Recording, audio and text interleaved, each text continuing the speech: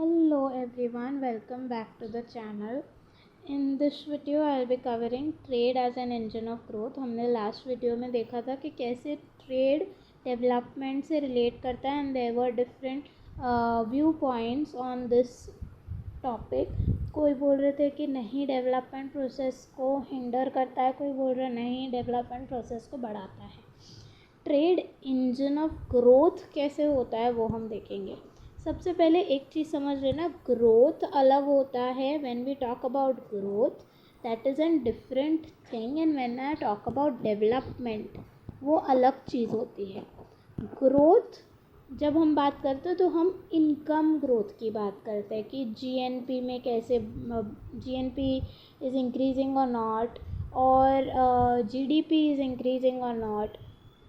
ये जो प्रोडक्ट्स है, ये इनकम जो है उसकी बात होती है, रियल टर्म्स, नॉमिनल टर्म्स, उसके बेसिस पे. But when we talk about development हम ऑल राउंड डेवलपमेंट की बात करते हैं. Health sector, then education sector. तो ये सबसे बड़ा डिफरेंस है जो हम समझते हैं. आप सिर्फ बोलोगे इनकम बढ़ गया है, इनकम हाई है, हमारे नेशन का GNP is very high, but that doesn't mean कि आपके नेशन में डेवलपमेंट भी है. हो सकता है आपके नेशन के जीएनपी हाई हो लेकिन हेल्थ सेक्टर अच्छा नहीं हो, एजुकेशन इज़ वर्स्ट, और दूसरे सेक्टर जो है इंफ्रास्ट्रक्चर जो है वो इंफ्रास्ट्रक्चर डेवलप्ड नहीं है.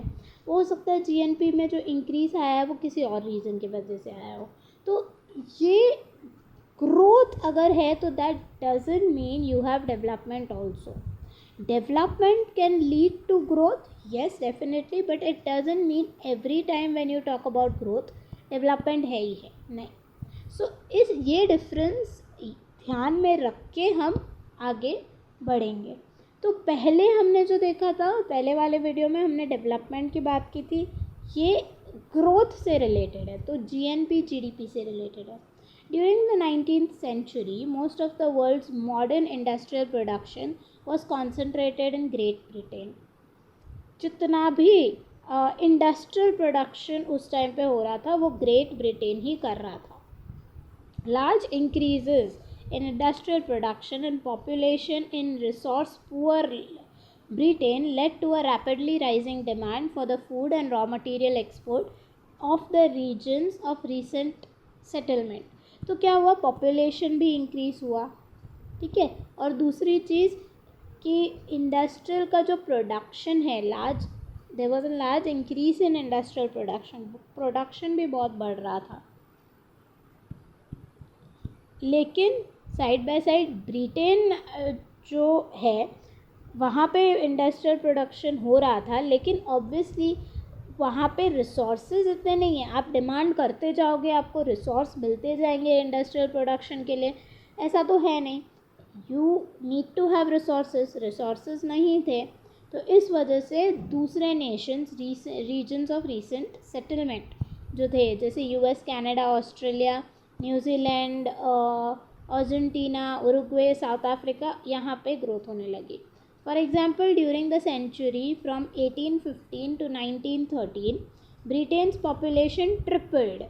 Its real GNP increased 10 times and the volume of its imports increased 20 times. तो अगर हम देखें कि 1815 से 1913 तक पॉपुलेशन ऑलमोस्ट ट्रिपल्ड हो गया, मतलब 3 टाइम्स से इंक्रीज हुआ. इट्स रियल जीएनपी जो है वो 10 टाइम्स से इंक्रीज हो गया. जीएनपी 10 टाइम्स से इंक्रीज हुआ, but the volume of import क्यों? क्योंकि पॉपुलेशन इंक्रीज हुई, उनका जीएनपी, उनका इनकम इंक्रीज हुआ, तो वो इम्पोर्ट ज़्यादा करेंगे, डिमांड ज़्यादा करेंगे, तो इम्पोर्ट जो है वो 20 टाइम्स इंक्रीज हुआ. The stimulus provided by their rapidly expanding export then spread to rest of the economy of these newly settled lands through the familiar accelerator multiplier process. तो जो उनका rapidly expanding export उनका था, उन्होंने then और भी accelerator, क्या होता है, मैं एक एक्सेलरेटर और मल्टीप्लायर बेसिक टर्म्स में समझा देती हूँ. इन्वेस्टमेंट जब हम करते हैं, ऑटोनॉमस इन्वेस्टमेंट जब हम करते हैं, तो that leads to income generation. कैसे? इन्वेस्टमेंट जब हम करते हैं तो मल्टीप्लायर इफेक्ट से इनकम जनरेट होता है. कैसे? इन्वेस्टमेंट समझो मैंने 1000 रुपीज़ की, ठीक है. सिंपल लेने के लिए हम 100 ले लेते हैं कि मैंने 100 रुपीज़ का इन्वेस्टमेंट किया. अब जब 100 रुपीज़ का इन्वेस्टमेंट किया, समझो MPC वैल्यू जो है वो MPC वैल्यू 0.7 है. तो 0.7 है, तो एक बंदे के पास 100 रुपीज़ गया, उसने 0.7 यानी 70 रुपीज़ इसका कंजम्पशन किया, बाकी 30 रुपीज़ सेव किया. अब जब ये 70 रुपीज़ उसने कंजम्पशन किया, वो दूसरे बंदे के पास जाएगा, दूसरे बंदे के लिए वो इनकम बन गया. अगर मैं 70 रुपीज़ के एप्पल्स खरीदती हूँ, तो वो 70 रुपीज़ उस बंदे के लिए जो एप्पल सेल कर रहा है उसके लिए क्या हो गया? इनकम हो गया. तो वो उसके पास इनकम 70 रुपीज़ का आया. अब वो 70 रुपीज़ का 0.7 रखेगा, तो 70 का 0.7 समझो, हम प्रॉपर कैलकुलेशन तो अभी नहीं देख रहे, समझो फॉर एग्जाम्पल 64 रुपीज़ हो गया. तो 64 रुपीज़ वो कंजम्पशन करेगा, बाकी का 6 रुपीज़ वो सेव कर रहा है. ठीक है, मैंने जिस रैंडम नंबर्स लिए हैं 0.7 के हिसाब से ही चलेगा. 70% का 0.7 जितना होता है वो कंज्यूम करेगा. देन ये 64 रुपीज़ किसी और थर्ड पार्टी के लिए इनकम बन गया. अब वो 64 का 7% जो है वो 70% जो है 64 का वो कंज्यूम करेगा, बाकी सेव करेगा. लेट्स से 56 रुपीज़ वो कंज्यूम करेगा, बाकी वो सेव कर रहा है. अब ये 56 रुपीज़ किसी के लिए इनकम बन गया, वो वापस उसका 70% करेगा. तो इन्वेस्टमेंट सिर्फ 100 रुपीज़ की हुई, लेकिन मल्टीपल टाइम्स इनकम जनरेट हो रहा है. तो इसे मल्टीप्लायर इफेक्ट कहते हैं. तो जब इन्वेस्टमेंट बढ़ता है तो इनकम उसका मल्टीपल टाइम्स बढ़ता है. इन्वेस्टमेंट अगर समझो 1% से बढ़ा है, तो ऐसा ज़रूरी नहीं है कि इनकम भी 1% से बढ़े. इनकम मल्टीपल टाइम्स बढ़ता है based on the multiplier value. अब ये हो गया मल्टीप्लायर. अब एक्सेलरेटर क्या होता है? एक्सेलरेटर जब इनकम बढ़ता है तो क्या होगा? ओके, इनकम बढ़ेगा तो लोग डिमांड ज़्यादा करेंगे.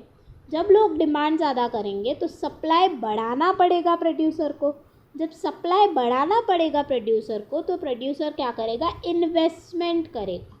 इसे इंड्यूस्ड इन्वेस्टमेंट कहते हैं. इंड्यूस्ड क्यों कहते हैं? क्योंकि वो इनकम के बढ़ने के वजह से इंड्यूस होके इन्वेस्टमेंट बढ़ा है.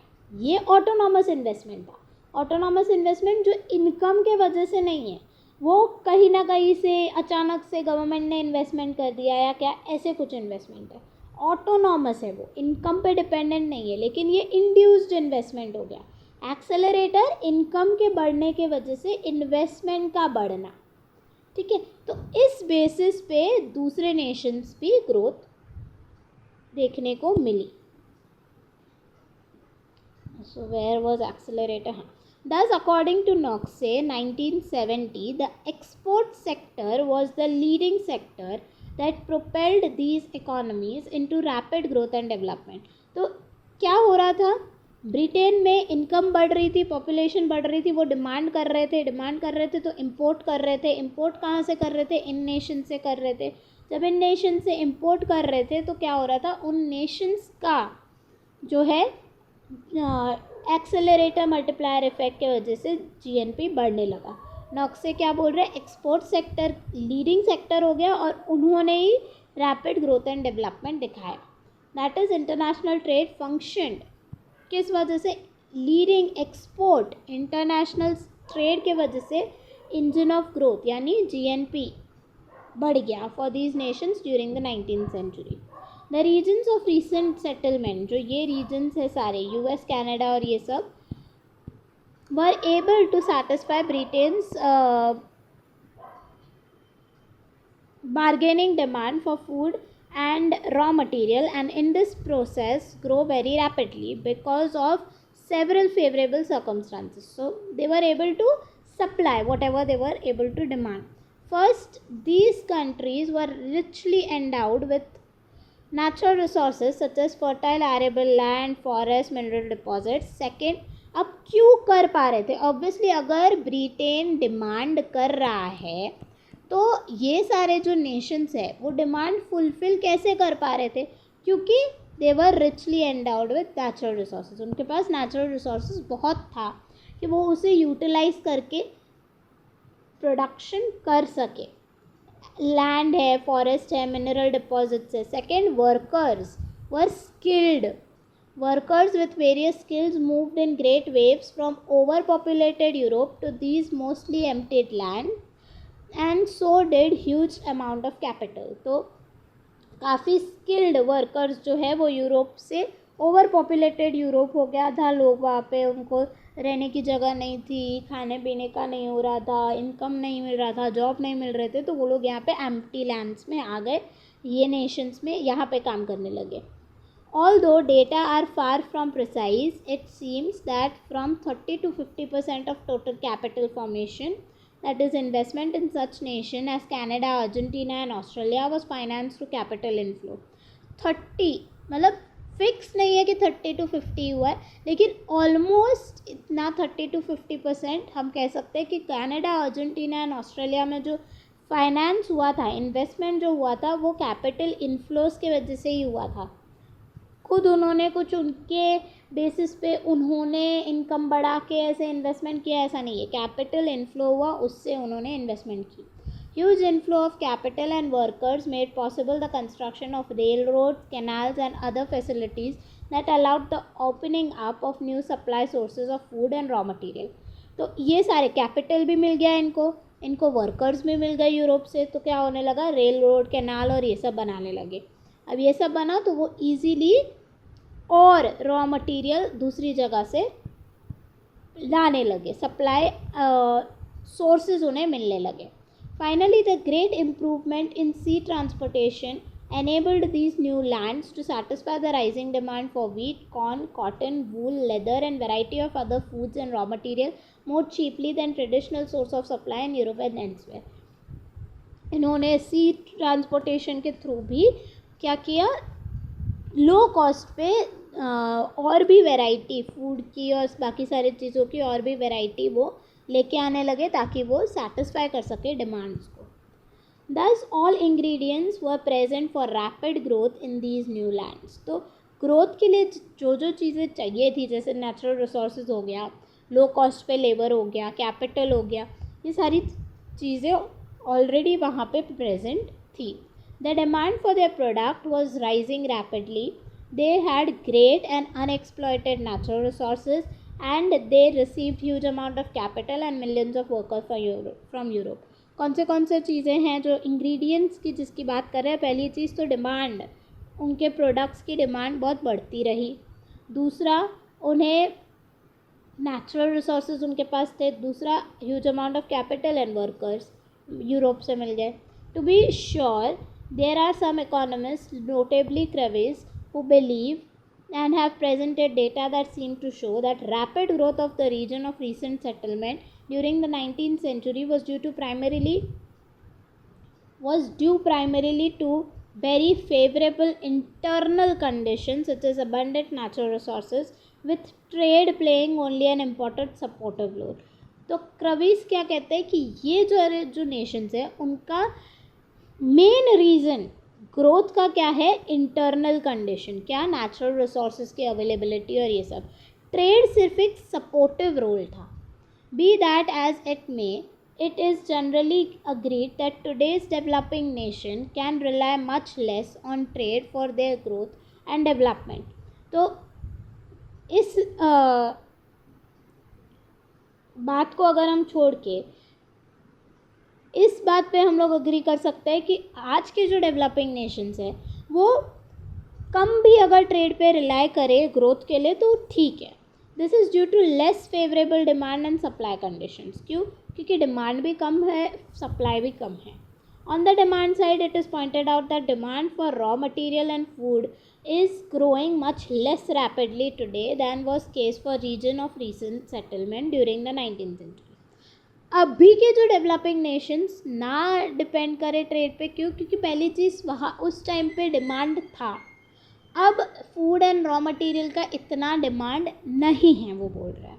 इतना ग्रेट वे में जो रैपिडली इंक्रीज़ हुआ था उस टाइम पे, अभी वो इंक्रीज़ नहीं हो रहा है उस लेवल पे। There are several reasons for this. क्या रीज़न है? Income elasticity of demand in developed nation for many of the food and agricultural raw material export of developing nation is less than 1. तो जो income elasticity है वो less than 1 है for developed nation. Income elasticity क्या होती है कि जैसे जितने परसेंटेज से 1% से इनकम बढ़ रहा है तो कितने परसेंट से कंजम्पशन उस कमोडिटी का बढ़ेगा, कितने परसेंट से डिमांड उस कमोडिटी का बढ़ेगा। तो वो लेस देन 1 था। यानी हम कह रहे हैं कि अगर मेरा 100% से इनकम बढ़ रहा है तो मेरा डिमांड उस कमोडिटी के लिए सिर्फ 0.6 60% या 40% बढ़ रहा है। So that as income rises in developed nation their demand for agricultural export, वो एग्रीकल्चर फूड और ये सारे मटीरियल के लिए उनका इनकम इलास्टिसिटी कम था। तो एग्रीकल्चरल एक्सपोर्ट के लिए of developing nation increases proportionately less than the increase in income. देखो एक बात याद रखना, वो इंक्रीज़ हो रहा है उनका डिमांड, लेकिन कम हो रहा है compare to increase in income. आपका इनकम 100 रुपये से बढ़ा है, लेकिन आपका डिमांड 100 रुपये से नहीं बढ़ा है।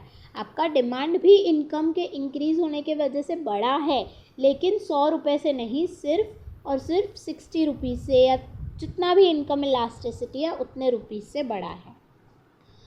For example, income elasticity of demand for coffee is about 0.8, for cocoa 0.5, sugar 0.4 and T 0.1। देखो टी का कितना लो है कि अगर 100 रुपीज़ से आपका इनकम बढ़ा है तो सिर्फ 1 रुपया खर्चा, 1 रुपये का डिमांड वो टी के लिए करते हैं। तो इतना डिमांड कम था, कम है रादर, उस टाइम पे ज़्यादा था। The development of synthetic substitutes has reduced the demand for natural raw material. तो जो भी सिंथेटिक मटेरियल्स जो आ रहे हैं वो सब्सटीट्यूट कर देते हैं नेचुरल रॉ मटेरियल्स को, तो रॉ मटेरियल का भी डिमांड नहीं है। Synthetic rubber has reduce the demand for natural rubber, nylon the demand for cotton, plastic the demand for hides and skins. तो ये सारी चीज़ें क्या करती है, नेचुरल रिसोर्सेज के डिमांड को कम कर रही है। Technological advances have reduced the raw material content of many products such as tin plated cans and microcircuits. तो टेक्नोलॉजी एडवांसमेंट की वजह से कम कंटेंट में आपका प्रोडक्ट बन के मिल रहा है, तो रॉ मटेरियल का डिमांड भी कम हो गया। Output of services with lower raw material requirement than commodity has grown faster than the output of commodity in developed nation.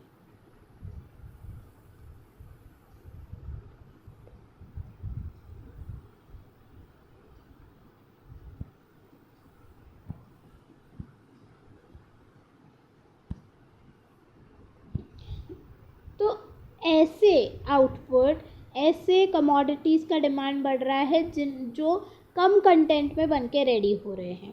Developed nation have imposed trade restriction on many temperate exports such as wheat, vegetable, sugar, oils and other product of developing nation.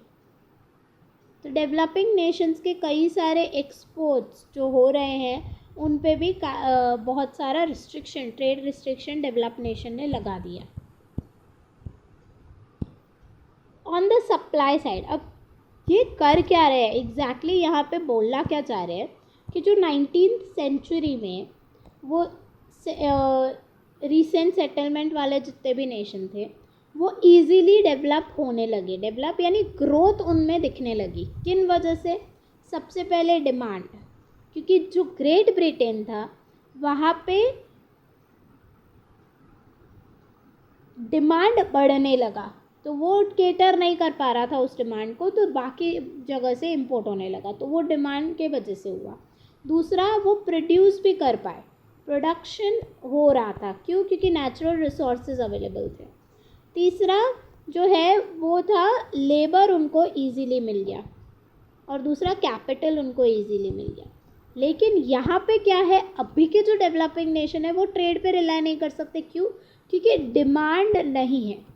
ये सारे reasons हमने यहाँ पे 5 reasons देखे demand क्यों नहीं है। दूसरा, अब सप्लाई साइड की बात करते हैं। On the supply side, Cairncross has pointed out that the most of the today's developing nations are much less well endowed with natural resources. वो कह रहा है कि सप्लाई में अभी के जो डेवलपिंग नेशंस है उनके पास वैसा नेचुरल रिसोर्स अवेलेबल नहीं है। Then were the regions of recent settlement, उस टाइम के जो रीसेंट सेटलमेंट के जितने भी रीजन्स है वहाँ पे उनके पास नेचुरल रिसोर्सेज था, अभी वाले डेवलपिंग नेशंस के पास नहीं है।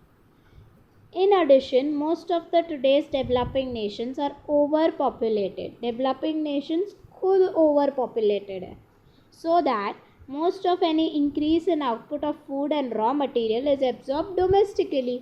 खुद ही populated हो आप तो अगर एक्स्ट्रा कुछ भी बन रहा है तो वो डोमेस्टिकली ही खाया जाएगा rather than exporting. Furthermore, the international flow of capital to most developing nation today is relatively much less than it was for the region of recent settlement. तो इंटरनेशनल फ्लो कैपिटल जो उनको मिलने लगा उस time के जो recent settlement वाले regions हैं, अभी के डेवलपिंग नेशंस को वैसे कैपिटल नहीं ईजीली मिल रहा है। Today's developing nation seem also to face an outflow of skilled labour. आप अगर आज के डेवलपिंग नेशंस देखोगे, सारे स्किल्ड लेबर्स बाहर जाके काम करना चाहते हैं, अपने नेशन में काम नहीं करना चाहते, अपने नेशन को डेवलप नहीं करना चाहते, बाहर जाके काम करना चाहते हैं। तो स्किल्ड लेबर का आउटफ्लो हो रहा है रादर देन इनफ्लो। उस टाइम पे तो इनफ्लो हो रहा था। Finally, it is also true that until the 1990s, developing nations have somewhat neglected the agriculture in favor of more rapid industrialization, thereby hampering the export prospects.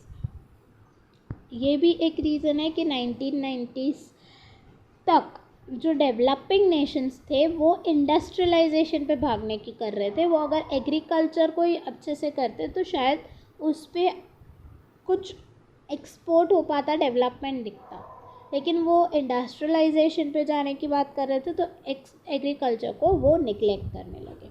तो this is what how I may say कि trade is related with growth, and as I said growth is nothing but GNP and GDP increase.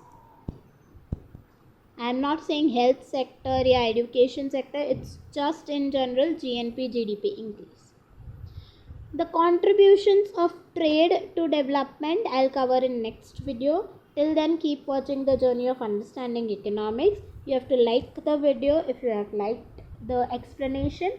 Do comment if you have any doubts or any feedback, and do share it with your classmates. And if you are new to the channel, do subscribe to the channel. Thank you.